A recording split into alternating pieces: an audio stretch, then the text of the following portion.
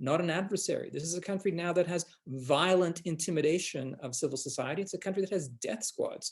It's well chronicled.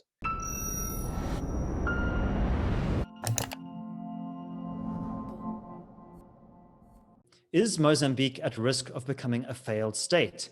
A violent Islamic insurgency has rocked the north of the country, and questions are being asked about the government in Maputo and its ability to maintain stability in the country.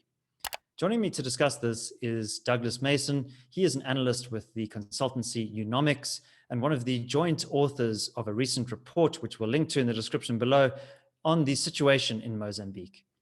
Douglas, welcome to the CRA. Could you tell our viewers what is the situation at the moment in Mozambique? What we are seeing in Mozambique is the culmination of a sort of medium-term process of governance failures and increasingly authoritarian behavior by the ruling party. Now, this is a country that was previously well known as a success story for post-conflict reconstruction and reconciliation, with very, very positive indicators in terms of poverty reduction, democratic development, economic growth, foreign direct investment. Now, that good news story of sort of the mid-90s onwards had started to go off track probably around 2004, and then that trend line is certainly accelerated. In terms of what has motivated that, what we are seeing in Mozambique is the ascendancy of sort of a revanchist wing of the ruling party that has decided it has some shortcuts to development and growth, which would dispense with the traditional underpinnings of good governance in Mozambique based on solid relationships with donors in the international community, involving transparency and good governance. Now, transparency and good governance are good for a country, but they tend to actually be inimical to elite interests, which are based on unaccountable governance. What we had seen as an inflection point in Mozambique is certainly from the mid-90s, the ruling party realized it had far more to gain from ending the war and allowing an open approach. Now, a rising tide that benefits all, lifts all boats. At a certain point, that process had delivered some spectacular gains. I mean, if you look at Mozambique at the end of the Civil War, it was on paper and certainly empirically quite validated, it was the poorest country in the world with a per capita GDP of $85 around 1994. So we came from that awful background. The ruling party did a lot of very good things, and the country and the broader population benefited. There was, however, a calculation in the ruling party, certainly, that there could be pushback, that the government didn't have to do all the things that the donors were requiring in terms of good governance, democracy, clean elections, independent institutions, and an open approach to an economy, that there was a perception that more benefits, the traditional hegemony of the ruling party could be satisfied, and there would be no consequences for this. That is a tragic gamble, but that gamble has been going on for 15 years. It's only really in the last 4 to 5 years that we've seen, the quite serious deterioration that we have now, and that was really sparked by the advent of the insurgency, the Islamic insurgency in northern Mozambique. Now, that insurgency, when it started, was a ragtag group of a very small number of radicalized students who'd studied at madrasas in Tanzania and elsewhere and came back and started a revolution. Now, that could have ended more or less there, but we've seen just mistake on top of mistake in terms of the government's counterinsurgency strategy, that it is involved quite oppressive approaches in terms of human rights abuses and abuses by the armed forces. Enjoying this analysis? Click here to sign up for our 30-day free trial for more content from the CIA.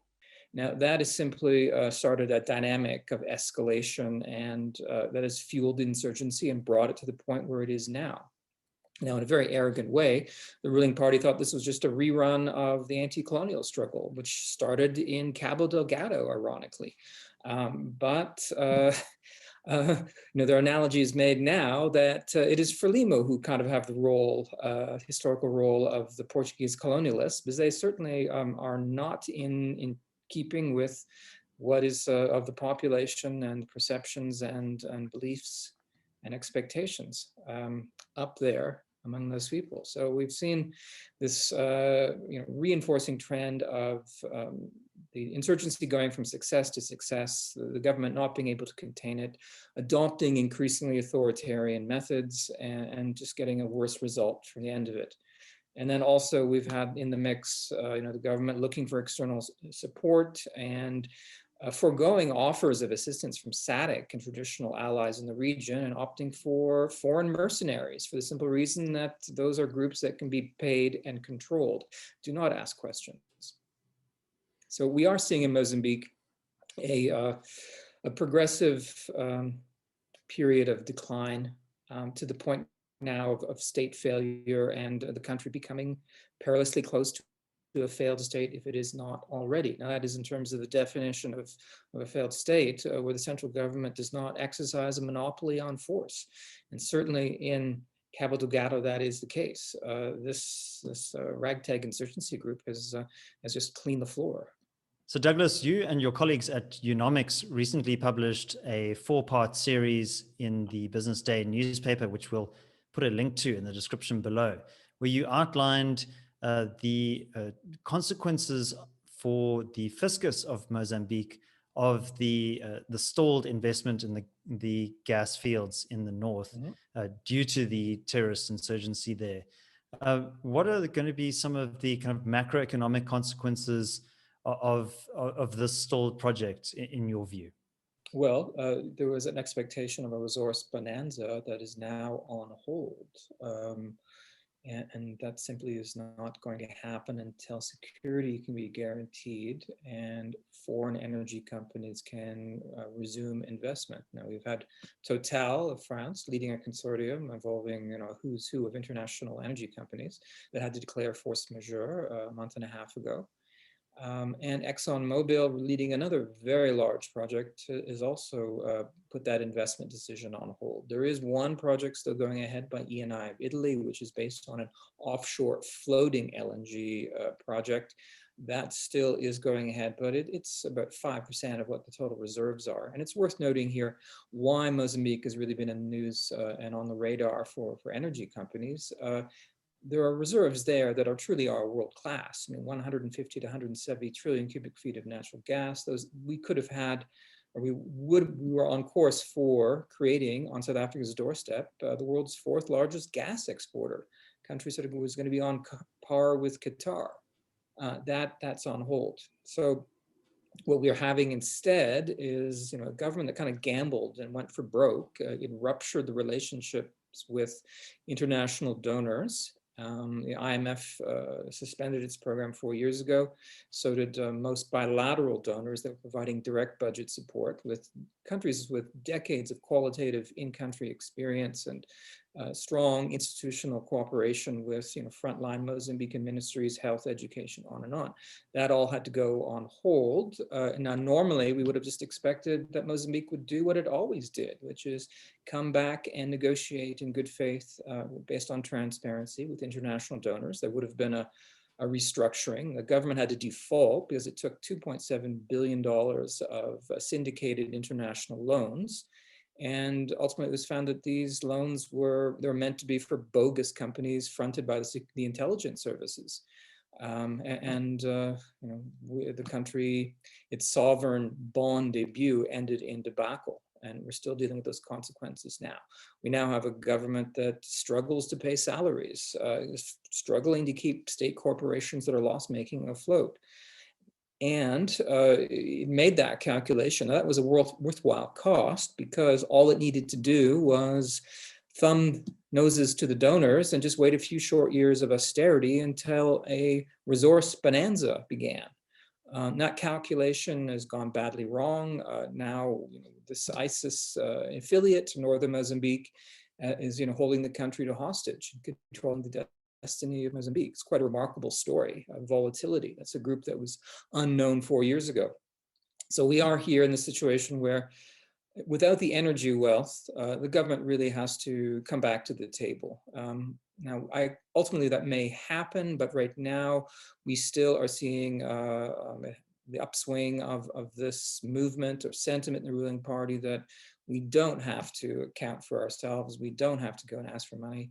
All we have to do is just wait for, like in a cargo cult kind of way, for the energy wealth to come. Now that also offers an interesting entree for the traditional foreign donors that have traditionally underpinned governance in Mozambique based on transparency and accountability and extensive international support, but also the energy companies, because they've had to walk away because they could no longer take at face value the undertakings given to them by the Mozambique government that security could be guaranteed. Now, it's also worth noting that the remit of that guarantee, or what the minimum that energy companies were asking, was for a 25 square kilometer perimeter around the Afungi Peninsula, which is the site of the Total LNG project with $20+ billion of investment. The attack by ISIS back in April just blew that apart, because they were able to march to the gates of that project, sack the neighboring town of Palma, and the Mozambique Defense Forces were completely unable to stop that. And even the day that they made the attack was the same day that Total had released a press release saying they'd received sufficient guarantees from the Mozambican authorities that they could start their project anew. It had been on hold because of other earlier security threats. After the sacking of Palma and the insurgents coming to the gates of their project, Total withdrew its staff. Expatriates were killed in the attack on Palma. We've just had a fiasco that we're still recovering from. Now, my point here really is that the Mozambique government wants this energy project and the investment to resume, but they have to guarantee sufficient conditions. So there is leverage now at this point for the energy companies and Mozambique's traditional bilateral donors to open a dialogue and say to the Mozambicans, things have really gone badly off track. Look in the mirror here, okay? And we can bring this back on board, but it's going to take governance reforms. Now, we've made our analysis, according to Eunomix, this is a well-known point, what starts with misgovernment must end with misgovernance.